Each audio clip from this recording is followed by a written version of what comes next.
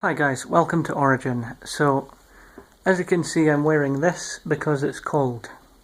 It is Scotland after all, it's very far north. It's October.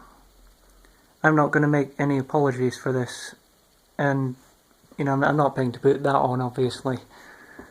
But I'm not going to talk about this in this video. I'm going to talk about atheism for the first time in a surprisingly long while, given that was how my channel started.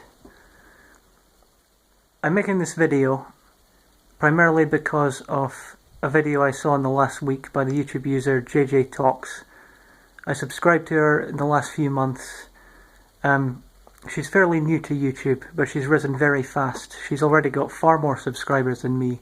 She doesn't need the attention, well, little attention I can send her way, but please do check out her videos because, what can I say, they're pretty great. And especially this video about atheism. The atheist community, I think anyway, died largely because we stopped making videos like this. Videos where, we talk honestly about our experiences as an atheist. We can jab at religion, yeah, that's fine. Obviously we need to criticize an idea in order to make any kind of progression, but if you're always vitriolic, then you just get, you get the exact problem that has happened to the atheist community. Instead, make those jabs, but follow them up with positive solutions, ones that work better, which is what she's done here. I think this approach is far more constructive and far more effective than the vitriolic approach that we've seen, especially in the upper echelons of what you might call the atheist community on YouTube, and even outside of YouTube. A lot of our most prominent advocates are, they might try and deny the term, but they are quite Islamophobic. They're very aggressive towards, religious people, and I don't think it really helps. And I think that the best way to understand why it doesn't help is to consider a flat earth creationist. Now, how do you believe something like the earth is flat and it's only been around for 6,000 years in the 21st century when we have all this? Now, here's my attempt at an answer here. Suppose that you grow up in, some American town in the deep south. You go to this church that teaches biblical literalism. Now, it's a fairly small town. Pretty much everyone in this town goes to this church. All your family does, all your friends do. Basically, your entire life is strongly invested in this community that attends this church, that all believe this one thing. Now, this is, the community could quite easily turn on you if you decide to criticize these beliefs. If, especially as an atheist, given the way that a lot of religious people feel about atheists, if you suddenly come out as one in such an environment, well, you're very likely to be ostracized. And, some people can handle ostracization, well, it's not even a word, being ostracized. Others, not so much.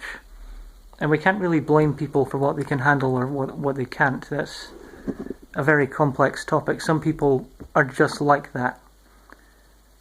And, certainly a lot of the atheists that have argued on YouTube, they have come from, they are quite introverted. They, social life isn't much of an issue for them. And I'm not saying they're necessarily bad in social situations. I'm not criticizing them by any means, but it's less of a priority to them, I guess. So that's given them an advantage. They can, they have more time to think about things, and they have less of a personal investment in their social life when they do voice these opinions.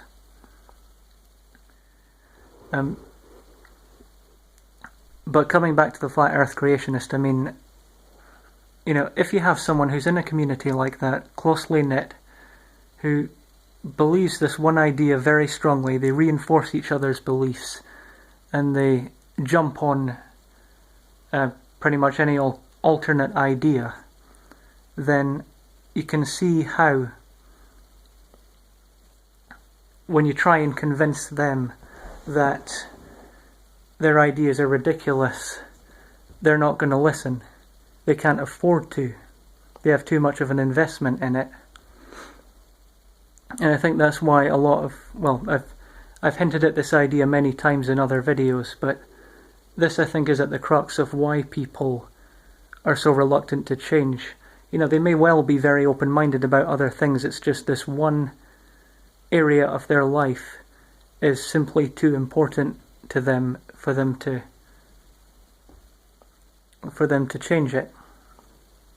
Now, my approach has always been to, offer constructive criticism. Say that maybe these approaches don't work so well, whereas my ones might. What do you think? And let's face it, it's not the kind of thing that gets a lot of YouTube views. After 7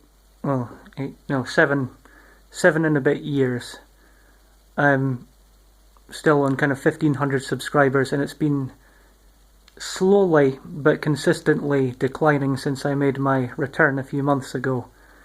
I have no one to blame but myself, but that is not an issue for that.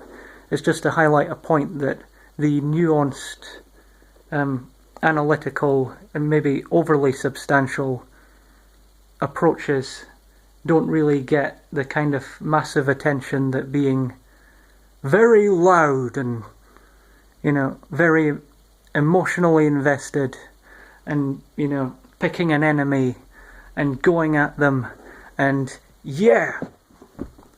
that gets the views. That's what gets people interested and engaged in the community.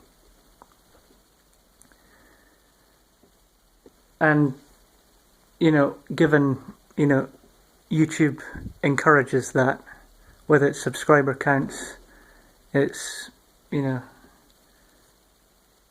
it essentially becomes a game where the loudest voices, regardless of their substantial content, rise to the top. And so it's no surprise that the atheist community has turned out like this on YouTube. But there's no reason why it needs to be like this in real life.